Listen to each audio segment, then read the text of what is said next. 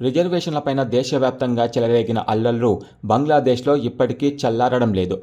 ప్రధానమంత్రి షేక్ హసీనా నేతృత్వంలోని ప్రభుత్వంపై మొదలైన ఈ ఆందోళనలు ప్రభుత్వాన్ని కూలగొట్టి షేక్ హసీనాను దేశం విడిచి పారిపోయేలా చేసినా బంగ్లాదేశ్లో మాత్రం రణరంగం కొనసాగుతూనే ఉంది. ఇక నోబెల్ గ్రహీత ముహమ్మద్ యూనస్ నేతృత్వంలో కొత్త ప్రభుత్వం ఏర్పడినా నిరసనలు మాత్రం ఆగడం లేదు. అయితే ఈ అల్లర్లు కాస్త మతం రంగు పులుముకుంటున్నాయి.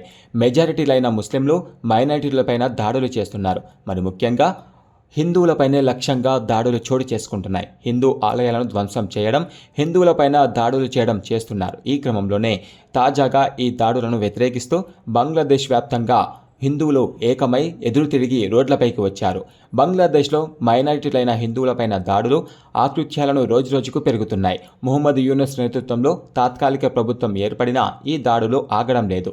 హిందూ ఆలయాలపైన నిప్పు పెట్టడంతో పాటు హిందువుల వ్యాపారాలను దోచుకుంటున్నారు. ముఖ్యంగా మహిళల్ని కిడ్నాప్ చేసి అత్యాచారాలకు పాల్పడుతున్నారు. ఈ క్రమంలోనే ఒక ఓపిక నశించి దాడులు, ఆకృత్యాలకు వ్యతిరేకంగా బంగ్లాదేశ్ వ్యాప్తంగా హిందువులు తిరగబడుతున్నారు. పలు ప్రాంతాల్లో కర్రలు, ఆయుధాలు పట్టుకొని మతం పేరుతో దాడులు చేసేవారిపై ఎదురు తిరుగుతున్నారు. కొన్ని ప్రాంతాల్లో గ్రామ రక్షణ కమిటీలు కూడా ఏర్పడి మూక దాడులను అడ్డుకుంటున్నారు.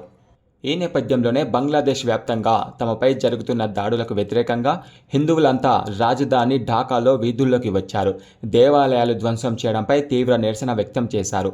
మైనారిటీలను రక్షించండి అంటూ నినాదాలు చేస్తున్నారు. వీటికి సంబంధించిన వీడియోలు ప్రస్తుతం సోషల్ మీడియాలో వైరల్ అవుతున్నాయి. మనం ఎవరు, బెంగాలీ అంటూ నినాదిస్తున్నారు. అంతేకాకుండా ఢాకాలోని ఒక జంక్షన్ వద్ద హరే కృష్ణ నినాదాలతో శుక్రవారం నిరసనకారులు దేశంలో శాంతి కోసం విజ్ఞప్తి చేశారు.